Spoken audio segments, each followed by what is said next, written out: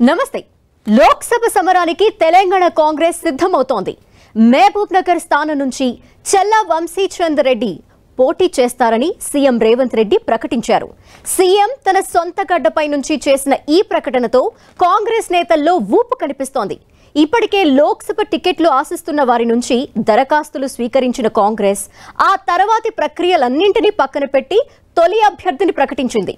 కాంగ్రెస్ సంప్రదాయం ప్రకారం screening committee, central election committee భేటీ వంటివి పూర్తి స్థాయిలో కసరత్తు చేయకముందే మహబూబ్ నగర్ రేసు గుర్రాన్ని ప్రకటించింది. రాష్ట్రంలోని 17 పార్లమెంటు స్థానాలకు గాను 14 చోట్ల గెలవాలనే టార్గెట్ పెట్టుకున్న కాంగ్రెస్ టికెట్లపై కసరత్తు పూర్తి చేసినట్టు తెలుస్తోంది. ఆనవాయితీ ప్రకారం అధిష్టానం నుంచి ప్రకటన వచ్చే వరకు వేచి చూడకుండా సందర్భాన్ని బట్టి ఎవరెక్కడి అభ్యర్థులు చెప్పేయాలని భావిస్తున్నారు టీ కాంగ్రెస్ ముఖ్యులు. ముఖ్యంగా సీఎం రేవంత్ రెడ్డి ఢిల్లీ పర్యటనకు వెళ్లి వచ్చిన తర్వాత అధిష్టానం నుంచి పూర్తి స్వేచ్ఛ తీసుకుని అభ్యర్థుల్ని ప్రకటించేస్తున్నారు. ఇంతకీ రాష్ట్రంలో కాంగ్రెస్ లోక్సభ అభ్యర్థులు ఎవరు, ఎవరికి ఎక్కడి నుంచి పోటీ చేసే ఛాన్స్ లభించనుంది అనేది 10 టీవీ ఎక్స్క్లూజివ్ గా అందిస్తోంది. కాంగ్రెస్ రాజకీయాలు, లోక్సభ ఎన్నికలకు హస్తం పార్టీ సన్నద్ధతపై మా ఇన్పుట్ ఎడిటర్ కళ్యాణ్ని అడిగి తెలుసుకుందాం. కళ్యాణ్, టార్గెట్ 14 సీఎం రేవంత్ రెడ్డి ముందు నుండి ఇదే చెప్తున్నారు, ఖచ్చితంగా 14 ప్లేసెస్లో మనం గెలవాలి అంటూ.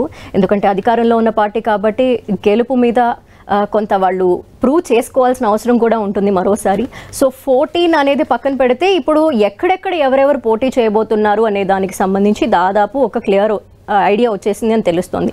సో వాళ్ళ గురించి మనం ఒక అనాలిసిస్ చేసుకుందాము. ధనలక్ష్మి, జనరల్ గా కాంగ్రెస్ పార్టీలో మనం చూసాం మొన్న అసెంబ్లీ ఎన్నికల ముందు చివరి నిమిషం వరకు కూడా అభ్యర్థులు ఖరారు కాలేదు. కొన్ని చోట్ల అభ్యర్థులను మార్చడం, అధిష్టానం ఇన్వాల్వ్ కావడం, ఇలాంటి రకరకాల ప్రాసెస్ జరుగుతూ వచ్చింది. అప్పుడు అధికార పార్టీగా ఉన్న బీఆర్ఎస్ దాదాపు 3 నెలల ముందే దాదాపు సిట్టింగ్ ఎమ్మెల్యేలు అందరికీ టికెట్లు ఖరారు చేసింది, ఒక 5-6 మార్చింది. ఆ రకంగా వాళ్ళు ప్రచారంలో కూడా వెళ్ళిపోయారు. అయినా కాంగ్రెస్ పార్టీ మాత్రం చివరి వరకు మీనమేషాలు లెక్కిస్తూ వచ్చింది. అంటే అది కాంగ్రెస్ పార్టీని తప్పుపట్టడం కాదు, అది జాతీయ పార్టీ. మొదటి నుంచి కాంగ్రెస్ పార్టీ విధానం అదే వాస్తవానికి. కానీ దానికి భిన్నంగా ఇప్పుడు లోక్సభ ఎన్నికల్లో మనకు కనిపిస్తుంది. ఎందుకంటే రేవంత్ రెడ్డి పిసిసి అధ్యక్షుడిగా అటు పార్టీ బాధ్యతలను, ఇటు ముఖ్యమంత్రిగా ప్రభుత్వ బాధ్యతలు రెండింటినీ ఒక్కడే భుజాన వేసుకొని మోస్తున్నారు ఒక రకంగా. కాబట్టి రేవంత్ రెడ్డికి ఈసారి లోక్సభ ఎన్నికల్లో 14 టార్గెట్, ఆయన పెట్టుకున్న టార్గెటే అది.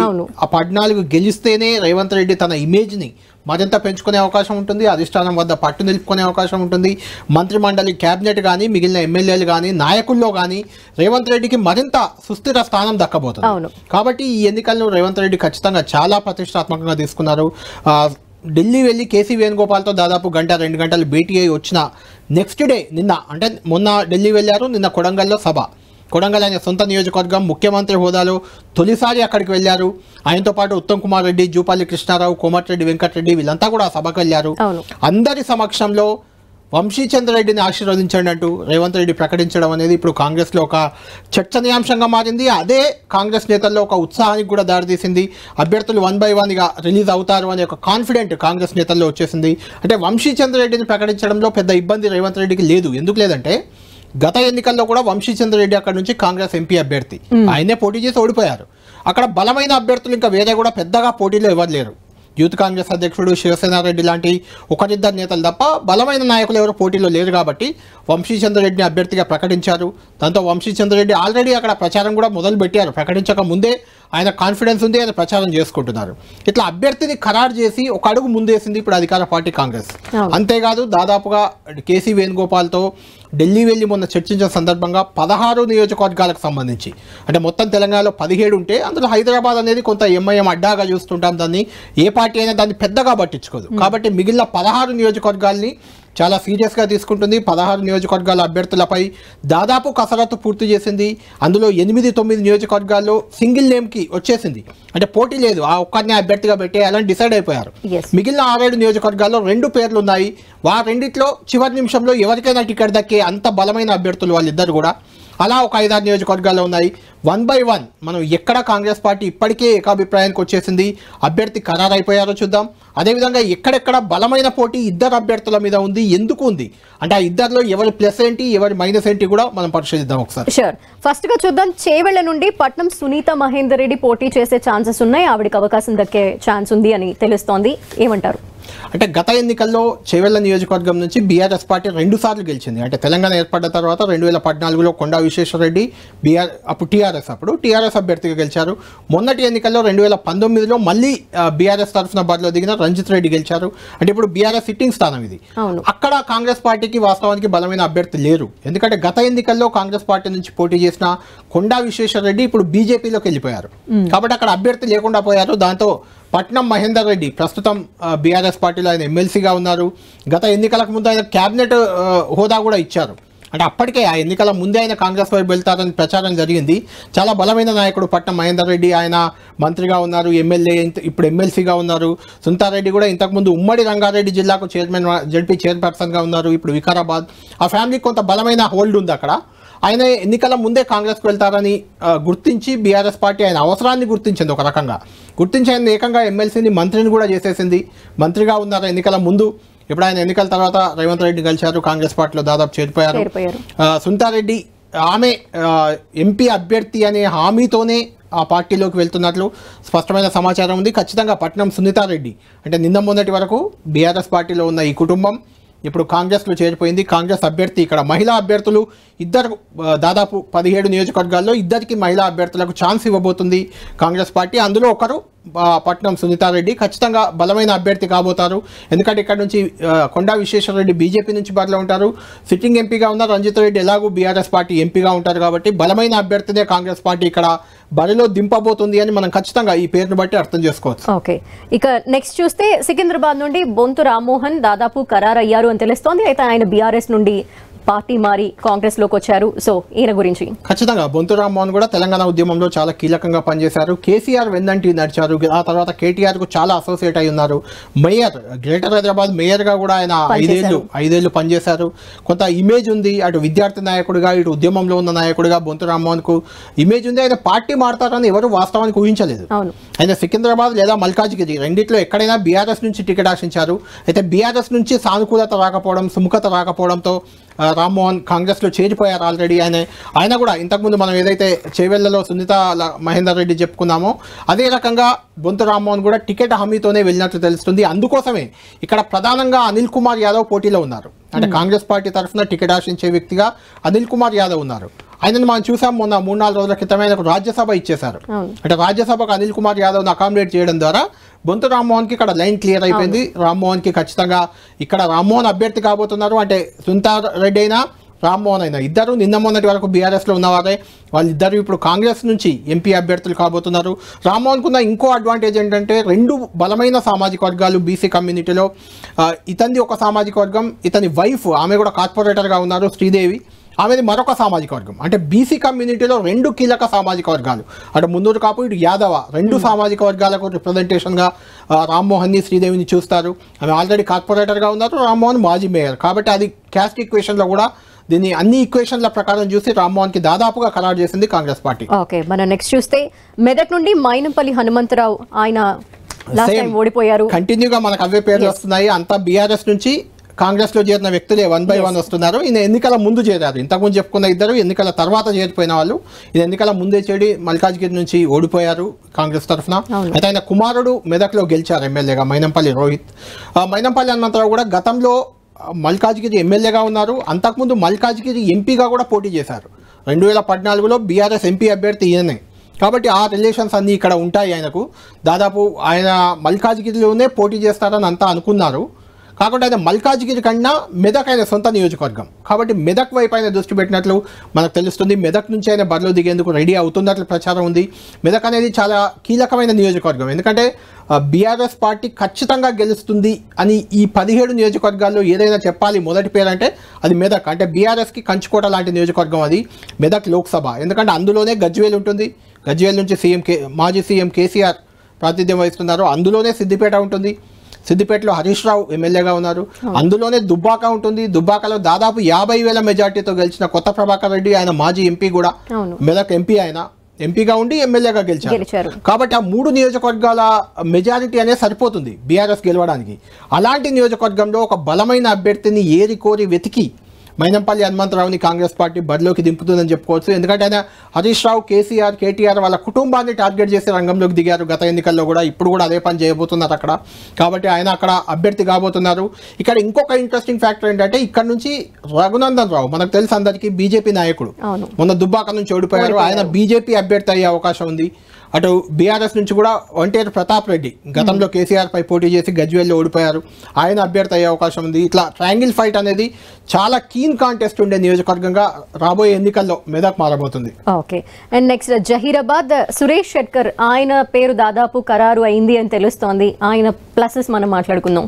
వాస్తవానికి సురేష్ షెట్కర్కి మాజీ ఎంపీ కూడా ఆయన జహీరాబాద్ మాజీ ఎంపీ.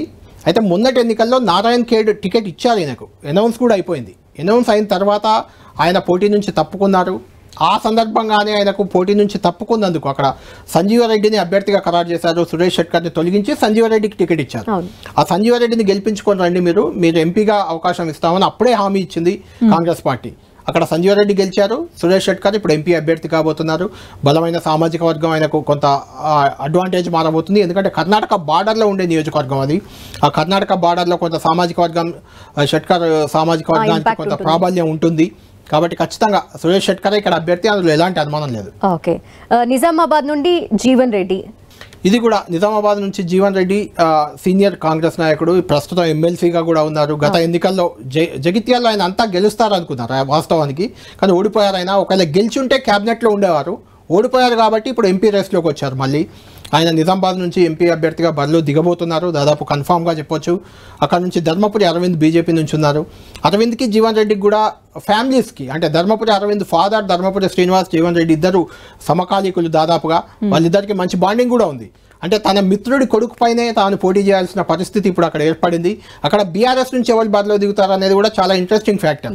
ఎందుకంటే అక్కడ గతంలో కవిత, కేసీఆర్ కూతురు కవిత 2014లో గెలిచారు, 2019లో అరవింద్ పై ఓడిపోయారు. ఇప్పుడు ఆమె మళ్ళీ బరిలో దిగే అవకాశం ఎంత మాత్రం లేదు. కాబట్టి ఆమె స్థానంలో ఎవరిని బీఆర్ఎస్ బరిలోకి దింపబోతుంది, జీవన్ రెడ్డికి అరవింద్కి ధీటైన బీఆర్ఎస్ నేత ఎవరు అనేది ఒక ఆసక్తికర అంశంగా అయితే మారింది. నెక్స్ట్ ఆదిలాబాద్ రేఖా నాయక్. మనం ఇంత గురించి చెప్పుకుందాం. సునీతా రెడ్డి ఇక్కడ చేవెళ్ల నుంచి ఉన్నారు. రేఖా నాయక్ మరొక మహిళా నాయకురాలు. ఈమె భర్త మొన్నటి ఎన్నికల్లో నిలబడ్డారు ఆసిఫాబాద్ నుంచి, శ్యామ్ నాయక్. ఆయన ఓడిపోయారు. వాస్తవానికి ఓడిపోయినప్పటికీ రేఖా నాయక్ గతంలో ఎమ్మెల్యేగా ఉండి ఎమ్మెల్యేగా ఉంటూనే టికెట్ దక్కకపోవడంతో కాంగ్రెస్లో చేరారు. కాబట్టి కొంత విద్యాధికురాలు, ఆల్రెడీ 2 సార్లు ఎమ్మెల్యేగా పనిచేశారు. ఆ ఈక్వేషన్తో రేఖా నాయక్కే ఇక్కడ టికెట్ దక్కే ఛాన్స్ ఉంది. ఏదైనా చివరి నిమిషంలో వేరే పార్టీల నుంచి ఎవరైనా బలమైన నాయకుడు వచ్చి చేరితే తప్ప ఇప్పుడున్న కాంగ్రెస్ నేతల్లో మాత్రం రేఖా నాయక్ అవకాశాలు ఎక్కువగా ఉన్నాయి. వేరే పార్టీ నుంచి చివరి నిమిషంలో మార్పులు చేర్పులు చాలా జరుగుతుంటాయి. మనం చూసాం అసెంబ్లీ ఎన్నికల్లో దాదాపు 30 మంది వేరే పార్టీ నుంచి వచ్చిన నేతలకు టికెట్లు ఇచ్చింది కాంగ్రెస్ పార్టీ. అలాంటి వాతావరణం ఆదిలాబాద్లో అయితే కనిపిస్తుంది. వేరే పార్టీ నేతలు కూడా కాంగ్రెస్ వైపు చూస్తున్నారు. వారు ఎవరైనా బలమైన నాయకులు వస్తే మాత్రం రేఖా నాయక్ టికెట్ దక్కదు, లేదంటే రేఖా నాయక్ ఇక్కడ అభ్యర్థిగా ఉంటారు. నెక్స్ట్ మహబూబాబాద్ బలరాం నాయక్, ఆయన కూడా దాదాపు ఖరారు అని తెలుస్తోంది. ఈయన కూడా దాదాపు ఖరారే. మహబూబాబాద్ టికెట్ మొన్న ఎమ్మెల్యే టికెట్ ఆశించారు, దక్కలేదు. ఆయన ఇంతకుముందు కేంద్ర మంత్రిగా కూడా పనిచేశారు, మహబూబాబాద్ ఎంపీగా కూడా ఉన్నారు. ఆ ఈక్వేషన్స్ తో దాదాపు ఇక్కడ బలరాం నాయక్ టికెట్ దాదాపు ఖరారు అయిపోయినట్లే మనం చెప్పొచ్చు. చూడాలి, ఎందుకంటే ఈ రోజు లేదా రేపు కొన్ని నామినేటెడ్ పోస్టులు వచ్చే అవకాశం ఉంది. ఎవరికైతే ఎంపీగా అవకాశం దక్కదో ఆ నేతలకు నామినేటెడ్ లిస్టులో వచ్చేస్తారు వాళ్ళు. ఆ వచ్చిన లిస్టులో వీళ్ళ పేర్లు ఎవరైనా ఉంటే వాళ్ళకి ఎంపీ టికెట్ రాదు అని మనం అనుకోవాలి. ఆ లెక్కన బలరాం నాయక్ అయితే ఖచ్చితంగా ఎంపీ రేస్లో ఉన్నారు. ఎంపీ అభ్యర్థి ఆయనే అయ్యే అవకాశం ఉంది ఇక్కడ. ఓకే, ఇక నెక్స్ట్ వరంగల్ అద్దంకి దయాకర్, ఆయనకైతే ఎమ్మెల్యేగా కానీ ఎమ్మెల్సీగా కానీ అవకాశం దక్కుతుందని లాస్ట్ మినిట్ వరకు వెయిట్ చేసి ఏది దక్కలేదు. మరి కరెక్ట్, ఇప్పుడు మీరు చెప్పినట్లు మొన్నటి ఎన్నికల్లో తుంగతుర్తి చివరి నిమిషం వరకు అద్దంకి దయాకరే అభ్యర్థి అనుకున్నారు. ఆయన పక్కకి వెళ్ళిపోయారు, మందుల సామేలు వచ్చారు. మొన్న ఎమ్మెల్సీ ఎన్నికల్లో చివరి నిమిషం వరకు అద్దంకి దయాకరే ఉంటారు అనుకున్నారు. అక్కడ కూడా బల్మూరి వెంకట్, మహేష్ కుమార్ గౌడ్ వాళ్ళిద్దరు పేర్లు వచ్చాయి. అద్దంకి పేరు గల్లంత అయింది. ఇప్పుడు మళ్ళీ ఎంపీ రేస్లో కూడా అద్దంకి దయాకర్ వచ్చి చేరారు. వాస్తవానికి ఇక్కడ బలమైన ఎంపీ అభ్యర్థిగా దయాకర్కు పోటీగా సిరిసిల్ల రాజయ్య ఉండేవాళ్ళు. అంటే సిరిసిల్ల రాజయ్య మాజీ ఎంపీ, వరంగల్ స్థానికుడు. ఆయన అద్దంకి దయాకర్ మధ్య పోటీ ఉండేది. అయితే రాజయ్యకు ఫైనాన్స్ కమిషన్ చైర్మన్ గా అవకాశం ఇచ్చారు కాబట్టి ఆయన పోటీ నుంచి తప్పుకున్నారు. ఇక మిగిలింది అద్దంకి దయాకరే. దయాకర్కి దాదాపు టికెట్ దక్కుతుందని అంతా అంటున్నారు. రేవంత్ రెడ్డి కూడా చాలా సన్నిహితుడు. చూడాలి మరి ఎమ్మెల్యే ఎమ్మెల్సీ లాగే ఎంపీ కూడా టికెట్ చేజారిపోతుందా చివరి నిమిషంలో, లేదంటే ఎంపీ అవుతారా, దయాకర్ ఏం కాబోతున్నారా అనేది కొంత తెలంగాణ వ్యాప్తంగా కూడా ఒక ఇంట్రెస్టింగ్ అంశంగా దీన్ని మనం చూడాలి. ఏమవుతుందో మనం చూడాలి. ఓకే, పెద్దపల్లి వెంకటేష్ నేత ఆయన బీఆర్ఎస్ నుండి రీసెంట్ గా కాంగ్రెస్ లోకి రావటం జరిగింది. అయితే సిట్టింగ్ ఎంపీ కూడా బీఆర్ఎస్ సిట్టింగ్ ఎంపీ పెద్దపల్లి ఆయన కాంగ్రెస్లో చేరారు. అంతకుముందు చెన్నూరు నుంచి 2018లో చెన్నూరు నుంచి పోటీ చేశారు. కాంగ్రెస్ ఎమ్మెల్యే అభ్యర్థిగా పోటీ చేసి అక్కడ ఓడిపోయారు. ఆ తర్వాత ఆయన బీఆర్ఎస్ ఎంపీ అభ్యర్థి గెలిచారు. ఇప్పుడు మళ్ళీ కాంగ్రెస్ ఎంపీ అభ్యర్థి దాదాపు ఎంపీ సిట్టింగ్ ఎంపీగా ఉన్నారు కాబట్టి ఆయనే అభ్యర్థి అయ్యే అవకాశం ఎక్కువగా ఉంది. ఆయన ఎంపీ టికెట్ ఇస్తామని హామీతోనే ఆయన కాంగ్రెస్లో చేరినట్లు కూడా ప్రచారం జరుగుతుంది. వెంకటేష్ నేత ఖచ్చితంగా బలమైన అభ్యర్థి అయ్యే అవకాశమే కనిపిస్తుంది అక్కడ. ఓకే, ఇక మల్కాజ్గిరి నుండి కంచర్ల చంద్రశేఖర్ రెడ్డి ఆయన రీసెంట్ గానే కాంగ్రెస్ లో చేరడం జరిగింది. ఇంకొక ఇంట్రెస్టింగ్ ఫ్యాక్టర్ ఏంటంటే అల్లు అర్జున్ కి ఈయన మామ అవుతారు. అవును, ఈయన ఇంత మొన్నటి వరకు కూడా బీఆర్ఎస్ పార్టీలో ఉన్నారు. అంతకుముందు ఇబ్రహీంపట్నం నుంచి కూడా పోటీ చేశారు, బీఆర్ఎస్ నుంచి పోటీ చేసి ఓడిపోయారు. మొన్న నాగార్జున సాగర్ టికెట్ కూడా ఆశించారు, ఆయనకు దక్కలేదు బీఆర్ఎస్లో. దాంతో ఆయన ఈ మధ్య కాంగ్రెస్ పార్టీలో చేరారు. ఆయన మల్కాజ్గిరి అభ్యర్థి అవుతారని కూడా ప్రచారం జరుగుతుంది. కాంగ్రెస్ పార్టీకి మల్కాజ్గిరిలో నిజానికి బలమైన నేత కూడా లేరు. అక్కడ రేవంత్ రెడ్డి మొన్నటి వరకు ఎంపీగా ఉన్నారు. ఎంపీ ఇప్పుడు సీఎం అయ్యారు కాబట్టి అది రాజీనామా చేశారు. అది రేవంత్ రెడ్డి సొంత నియోజకవర్గం. ఇప్పుడు ప్రస్తుతం చెప్పుకున్నప్పుడు ఎంపీగా ఆయన సొంత నియోజకవర్గం, దాన్ని ఖచ్చితంగా ఆయన గెలిపించుకోవాల్సిన అవసరం ఉంటుంది. బలమైన అభ్యర్థి కావాలి. అక్కడ ఎవరు లేరు. మైనంపల్లి హనుమంతరావు దింపుదామని అనుకున్నారు, కానీ ఆయన మల్కాజ్గిరి కన్నా మెదక్ వైపు ఎక్కువగా మొగ్గు చూపారు. కాబట్టి చంద్రశేఖర్ రెడ్డి ఇక్కడ అభ్యర్థి అయ్యే అవకాశాలు అయితే ఖచ్చితంగా కనిపిస్తున్నాయి. చూడాలి చివరి నిమిషంలో మరే పార్టీ నుంచి అయినా ఇంకెవరైనా బలమైన అభ్యర్థి వస్తే దక్కకపోవచ్చు, లేదంటే చంద్రశేఖర్ రెడ్డి అభ్యర్థిగా అవకాశం అయితే ఉంది. ఓకే, ఇక ఖమ్మం పొంగులేటి ప్రసాద్ రెడ్డి అలాగే భట్టి విక్రమార్క సతీమణి నందిని పేరు కూడా వినిపిస్తోంది. ఈ నేపథ్యంలో ఎవరికి ఎక్కువగా ఛాన్సెస్ ఉన్నాయనుకోవాలి మనం? మొత్తం 17 నియోజకవర్గాల్లో ఖచ్చితంగా గెలిచే సీటు మనం బీఆర్ఎస్కి మెదక్ అని ఎలా అయితే చెప్పామో, ఖచ్చితంగా కాంగ్రెస్ పార్టీ గెలిచే మొదటి సీట్ ఏంటంటే అది ఖమ్మం అని చెప్తారు. ఎందుకంటే మొన్న గెలిచిన అన్ని అసెంబ్లీ ఎన్నికల్లో మొత్తం మంది అభ్యర్థులు కూడా కాంగ్రెస్ అభ్యర్థులు గెలిచారు. అక్కడే బట్టి విక్రమార్క, పొంగులేటి శ్రీనివాసరెడ్డి, తుమ్మల నాగేశ్వరరావు ఇలాంటి హేమాహేమీలైన నాయకులు ఉన్నారు. రేణుకా చౌదరి కూడా అక్కడ టికెట్ ఆశించారు. వాస్తవానికి ఆమెకు రాజ్యసభ పంపించారు కాబట్టి ఆమె పోటీ నుంచి తప్పుకున్నట్లే అయిపోయింది. అక్కడ పొంగులేటి శ్రీనివాసరెడ్డి సోదరుడు పొంగులేటి ప్రసాద్ రెడ్డి, మల్లు నందిని, బట్టి విక్రమార్క ఉప ముఖ్యమంత్రి, ఆమె సతీమణి, ఆయన సతీమణి, వీళ్ళిద్దరి మధ్య గట్టి పోటీ అయితే ఇక్కడ కనిపిస్తుంది. ఇద్దరిలో ఎవరికి టికెట్ దక్కుతుంది అనేది చివరి నిమిషం వరకు తెలియ అవకాశం లేదు. ఎందుకంటే పొంగులేటి శ్రీనివాసరెడ్డి రెవెన్యూ మంత్రిగా ఉన్నారు, ఐఎన్పిఆర్ రెవెన్యూ మినిస్టర్గా ఉన్నారు, రేవంత్ రెడ్డికి సన్నిహితుడు. ఇటు బట్టి విక్రమార్క ఉప ముఖ్యమంత్రి, రాష్ట్రానికే ఉప ముఖ్యమంత్రి, రేవంత్ రెడ్డితో ప్యారలల్గా మూవ్ అవుతున్న వ్యక్తి. ఇద్దరి కుటుంబ సభ్యులు వాళ్ళు, ఒకరు తమ్ముడు, ఒకరు సతీమణి. కాబట్టి ఎవరికి టికెట్ వచ్చేది చెప్పలేని పరిస్థితి. ఇది ఖచ్చితంగా ఈ నిర్ణయం మాత్రం అధిష్టానం తీసుకునే అవకాశం ఉంది. వాస్తవానికి ఇక్కడ రేణుకా చౌదరి కూడా పోటీలో ఉండాల్సిన వ్యక్తే. అయితే ఆమె రాజ్యసభ రావడంతో కొంత పోటీ తగ్గింది. ఇక్కడ సోనియా గాంధీని కూడా బరిలో దింపాలనుకున్నారు. ఆమె కూడా ఇక్కడ నుంచి పెద్దగా ఆసక్తి చూపకపోవడంతో ఆమె కూడా పోటీ నుంచి తప్పుకున్నారు. ఖచ్చితంగా గెలిచే సీటు కాబట్టి ఇక్కడ తీవ్ర పోటీ ఉంది. ఎవరికి దక్కుతుంది అనేది మనం చివరి నిమిషం వరకు చెప్పే అవకాశం లేదు. ప్రసాద్ రెడ్డికే కొంత అవకాశాలు అయితే ఎక్కువ కనిపిస్తున్నాయి. చూడాలి చివరి నిమిషంలో ఏమవుతుంది. ఎందుకంటే మహిళా కోట, మహిళా నేతలకు ఇచ్చే అవకాశాలు కూడా డిపెండ్ అయి ఉంటాయి. కాబట్టి మల్లు నందిని కూడా ప్రధాన పోటీదారిగానే ఇక్కడ మనం చెప్పుకోవాలి. ఇక హైదరాబాద్ సమీరుల్లా మనకు వినిపిస్తోంది. జనరల్గా హైదరాబాద్ అనేది పెద్ద ఎవరికి పెద్దగా హోప్ ఉండదు. బీజేపీ కొంత హిందూ ముస్లిం పోలరైజేషన్లో కొంత ఫైట్ ఇద్దామనే ప్రయత్నం ప్రతిసారి చేస్తుంటుంది బీజేపీ, కానీ అంత పెద్దగా ఉండదు. అందులోకి కాంగ్రెస్కి ఎంఐఎం కూడా ఇప్పుడు అంత పెద్ద గ్యాప్ లేదు. అంటే అధికారంలో కాంగ్రెస్ పార్టీ ఉంది కాబట్టి ఎంఐఎం కూడా కొంచెం కలిసే పనిచేస్తుంది కాంగ్రెస్తో. కాబట్టి ఇక్కడ బలమైన అభ్యర్థిగా కాకపోయినా అభ్యర్థిని దింపాలి కాబట్టి దింపుతున్నారు. ఫిరోజ్ ఖాన్ అని కూడా మొన్న నాంపల్లిలో ఓడిపోయిన ఫిరోజ్ ఖాన్ పేరు కూడా చర్చకు వచ్చింది. అయినప్పటికీ ఎంఐఎంతో గ్యాప్ ఉంటే ఫిరోజ్ ఖాన్, అజారుద్దీన్ ఇలాంటి పేర్లు వచ్చేవి, అంటే కొంత బలమైన అభ్యర్థులు. కాబట్టి లేదు కాబట్టి అడ్జస్ట్ అయిపోయింది కాబట్టి సమీరుల్లా లాంటి పేరు ఇక్కడ కనిపిస్తుంది. ఇక్కడ ఎవరు దిగినా అది ఒక మామూలు పోటీగానే చూడాలి, దాన్ని పెద్దగా బలమైన పోటీదారుగా మనం భావించాల్సిన పని లేదు. అవును. ఇక నాగర్ కర్నూల్ సంపత్ కుమార్ అలాగే మల్లు రవి ఇరువురి పేర్లు కూడా వినిపిస్తున్నాయి. మనం ఏమనుకోవాలి, ఎవరికి ఛాన్సెస్ ఉన్నాయనుకోవాలి? వాస్తవానికి నాగర్ కర్నూల్ కూడా ఖమ్మం లాంటి నియోజకవర్గమే. ఇక్కడ కూడా అన్ని అసెంబ్లీ సెగ్మెంట్లలో కూడా కాంగ్రెస్ పార్టీ నేతలే గెలిచారు. కాంగ్రెస్ ఈజీగా గెలిచే ఒక నియోజకవర్గంగా నాగర్ కర్నూల్ కూడా చెప్పాలి మనం. ఇక్కడ వాస్తవానికి మల్లు రవి ఇక్కడ అభ్యర్థి. ఎందుకంటే సంపత్ మొన్న అలంపూర్ ఎన్నికల్లో ఓడిపోయారు. ఆయన ఓడిపోయిన వ్యక్తులకు బలమైన అభ్యర్థి లేకపోతే తప్ప ఓడిపోయిన నాయకులకు అవకాశం దక్కదు ఇన్ జనరల్. అయితే ఇక్కడ ఏం జరిగిందంటే మల్లు రవికి ఈ మధ్య ఒక నామినేటెడ్ పోస్ట్ వచ్చింది. ఢిల్లీలో ప్రత్యేక ప్రతినిధిగా ఆయనకు అవకాశం కల్పించారు. అలా నామినేటెడ్ పోస్ట్ రావడం వల్ల మల్లు రవిని ఆ పోస్టు తప్పించారు, ఎంపీ పోటీ నుంచి తప్పించారనే ఒకటి. రెండోది ఈక్వేషన్, అంటే ఎస్సీ నియోజకవర్గం కాబట్టి ఇది ఎస్సీ నియోజకవర్గాల్లో 2 ప్రధానంగా ఉంటాయి, మాల, మాదిగ. ఆ ఈక్వేషన్స్ తెలంగాణలో మొత్తం 3 ఉన్నాయి, పెద్దపల్లి, నాగర్ కర్నూల్, వరంగల్. ఈ 3లో 2 మాదిగ సామాజిక వర్గానికి, 1 మాల సామాజిక వర్గానికి జనరల్గా ఇవ్వాలనుకుంటారు. ఎందుకంటే మాదిగల ఓటు బ్యాంక్ ఇక్కడ తెలంగాణలో కొంచెం ఎక్కువగా ఉంటుంది కాబట్టి వాళ్ళకు 2 ఇవ్వాలి, మిగిలిన వాళ్ళకు 1 ఇవ్వాలని. అలాంటి ఈక్వేషన్స్ నేపథ్యంలో సంపత్ కుమార్ ఇక్కడ మాదిగ సామాజిక వర్గం కాబట్టి, అంటే అద్దంకి దయాకర్ మాల సామాజిక వర్గానికి వస్తారు కాబట్టి ఆ ఈక్వేషన్స్లో సంపత్ కుమార్ పేరు ప్రధానంగా చర్చకు వస్తుంది. ఈయనకు నామినేటెడ్ పోస్ట్ ఇవ్వడం కూడా ఒక కారణం అవుతుంది. అయినప్పటికీ చివరి నిమిషం వరకు వీళ్ళిద్దరిలో ఎవరికి టికెట్ దక్కుతుంది అనేది మనం చెప్పే అవకాశం అయితే లేదు. ఈ క్యాస్ట్ ఈక్వేషన్ కేవలం బేస్డ్ ఆన్ మాలా మాదిగా ఈక్వేషన్లోనే ఇక్కడ టికెట్ డిపెండ్ అయి ఉంటుందని మనం చెప్పాలి. ఓకే, ఇక నల్లగొండ జానారెడ్డి ఆయన సీనియర్ నాయకులు, అలాగే పటేల్ రమేష్ రెడ్డి ఇరువురు పేర్లు కూడా వినిపిస్తున్నాయి. మరి ఎవరికి అవకాశాలు ఉన్నాయనుకోవాలి? ధనలక్ష్మి, ఇది కూడా ఇంట్రెస్టింగ్ ఫ్యాక్టర్ గా చెప్పాలి. ఎందుకంటే జానారెడ్డి తాను పోటీలో ఉన్నాను, తప్పుకుంటున్నానని గతంలోనే ప్రకటించారు. ఆయన కుమారుడు కూడా నాగార్జున సాగర్ నుంచి ఆయన కుమారుడు బరిలో దిగి గెలిచారు కూడా. మళ్ళీ ఇప్పుడు సడన్గా తెరపైకి వచ్చారు, ఎంపీ రేస్లో వచ్చారు. ఇక్కడ పటేల్ రమేష్ రెడ్డి మొన్నటి ఎన్నికల్లో సూర్యాపేట టికెట్ ఆశించారు. అక్కడ రమేష్ రెడ్డిని ఒప్పించి బుజ్జగించి ఆయనకు ఎంపీ టికెట్ ఇస్తామని చెప్పి రామరెడ్డి దామోదర్ రెడ్డికి కాంగ్రెస్ పార్టీ టికెట్ కేటాయించింది. ఆయన ఓడిపోయారు. ఆటోమేటిక్ పటేల్ రమేష్ రెడ్డికి ఇక్కడ టికెట్ వస్తుందని అంతా అనుకున్నారు. రేవంత్ రెడ్డి కూడా చాలా సన్నిహితుడు రమేష్ రెడ్డి కాబట్టి ఆయనకి టికెట్ అనుకున్న నేపథ్యంలో ఇప్పుడు జానారెడ్డి సడన్ గా తెరపైకి రావడం అనేది కొంత ఇంట్రెస్టింగ్ ఫ్యాక్టర్ గా మారింది. ఎందుకంటే జానారెడ్డి కూడా రేవంత్ రెడ్డికి సన్నిహిత సంబంధాలు ఉన్నాయి. నిజంగా జానారెడ్డి నేను పోటీ చేస్తాను అని టికెట్ అడిగి బలంగా అడిగితే అటు అధిష్టానం కానీ ఇటు రేవంత్ రెడ్డి కానీ కాదని లేని పరిస్థితి. అలా అని రమేష్ రెడ్డికి ఇచ్చిన హామీ కూడా ఉంది, రమేష్ రెడ్డి ఇక్కడ అభ్యర్థి అని. కాబట్టి ఈ ఇద్దరిలో కూడా ఎవరికి టికెట్ దక్కుతుంది అనేది చివరి వరకు మనం చెప్పే పరిస్థితి లేదు. ఓకే, నెక్స్ట్ భువనగిరి కోమటిరెడ్డి సూర్య పవన్ రెడ్డి అలాగే చామల కిరణ్ రెడ్డి ఇరువురు పేర్లు వినిపిస్తున్నాయి. సో ఈ సూర్య పవన్ రెడ్డి అంటే కోమటి కుటుంబం నుండే మరో వ్యక్తిగా తెలుస్తోంది. ఈయన ఎవరు? కరెక్ట్, కోమటిరెడ్డి మోహన్ రెడ్డి, కోమటిరెడ్డి రాజగోపాల్ రెడ్డి వెంకటరెడ్డి సోదరుడు. ఆయన ట్రాన్స్పోర్ట్ డిపార్ట్మెంట్ లో పనిచేశారు. గతంలో కరీంనగర్ గ్రాడ్యుయేట్ ఎమ్మెల్సీగా కూడా పోటీ చేసి ఓడిపోయారు. ఆయన కుమారుడు సూర్య పవన్ రెడ్డి. ఈ భువనగిరి మీద ఎందుకు ఫోకస్ చేశారంటే భువనగిరికి గతంలో కోమటిరెడ్డి రాజగోపాల్ రెడ్డి ఎంపీగా ప్రాతినిధ్యం వహించారు.